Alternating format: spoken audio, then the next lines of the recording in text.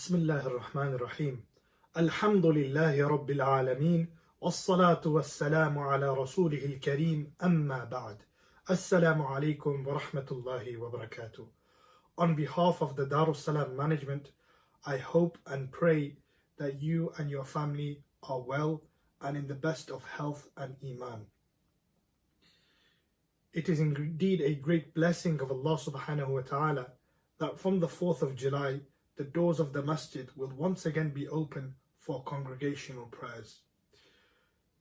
We take a moment to express our gratitude to Allah subhanahu wa ta'ala for all those blessings that we take for granted. And after losing many loved ones during this worldwide pandemic, we are reminded by the verse of the Quran, Inna ma'al usri yusra, that certainly after hardship comes ease.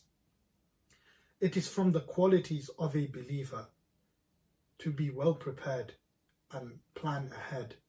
The Messenger ﷺ is reported to have stated in a hadith, La aqla kat tadbir. There is no greater wisdom than being well prepared and planning effectively. It is for this reason that after carefully reviewing the government's guidelines, the Darus Salam management have come up with a 5-step plan to ensure the safety of the masjid attendees and to minimize the risk of disease transmission. Step 1 involves us protecting our elder and vulnerable adults by requesting anyone above the age of 65 to remain and pray at home, and inshallah they will receive the same reward as praying in the masjid because they had the intention and actions are according to intentions. Secondly, anyone experiencing symptoms such as a persistent cough, a fever or high temperature, or any flu-like symptoms such as loss of taste will also be requested to stay at home. Thirdly, anyone under the age of 14 will also be requested to stay at home as the mosque will be operating on reduced capacity.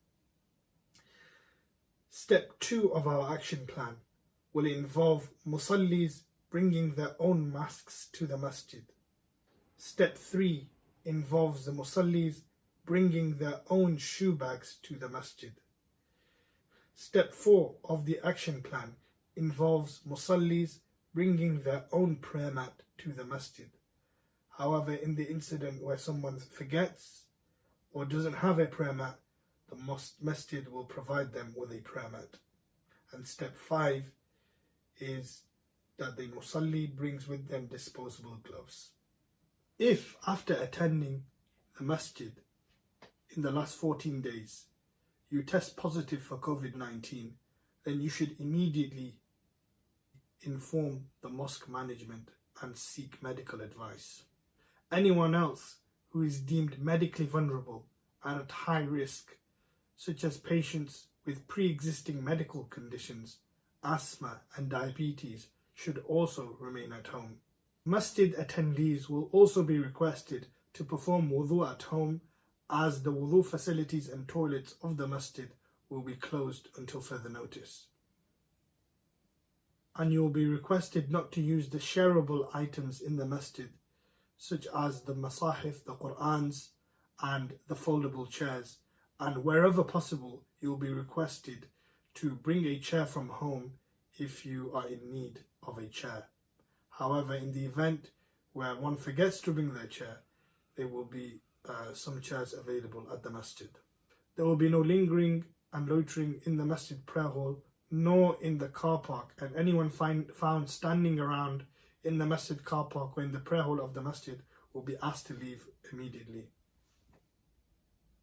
We will be practicing social distancing measures in the masjid, and this involves minimal interaction between masjid attendees, so there will be no shaking of hands, hugging, and anyone who is involved in this would be requested to leave the masjid immediately. We would also request you not to make any contact with surfaces such as the window surface or the window handles, and if you require the windows to be open, please inform a volunteer. Masjid attendees will also be requested not to interfere with the masjid cooling systems such as the ceiling fans, and if anyone wants the fan to be on, they shall request a volunteer and inshallah that will be turned on. Entry and exit. You will be permitted to enter the masjid 15 minutes before the congregational prayer time, and you will be asked to leave the masjid after the congregational prayers and be requested to perform your sunnah and nawafil prayers at home. Any latecomers will be refused entry into the masjid. Once the maximum capacity of the masjid is reached, then anyone who comes after this will also be denied entry. You will be requested to queue outside the masjid, and once it's decided that you can safely enter the masjid, you will be guided by the volunteers to do so. Please maintain a distance of 2 meters between yourself and fellow attendees, including the volunteers. We would request all the masjid attendees to keep their shoes in a clean, sealable bag with them at all times, and please do not use the mosque shoe shelves, and unfortunately the mosque will not provide shoe bags. As you enter the masjid, the volunteers will guide you to a safe spot to pray and perform your prayers, and wherever possible you should remain in this place for the duration of your stay in the masjid. After the prayer is completed, multiple exits shall be open and you will be guided on safely exiting the masjid. Our social gatherings, such as the coffee evening, will not take place, and the Jummah Salah will not take place until further notice, and details of this will be released on the WhatsApp group and on Facebook and on the masjid website. News regarding Eid Salah in the masjid will also be released closer to the time. These guidelines provided are subject to change and will constantly be reviewed by the management and are in place to ensure your safety and the safety of the community and your fellow masjid attendees.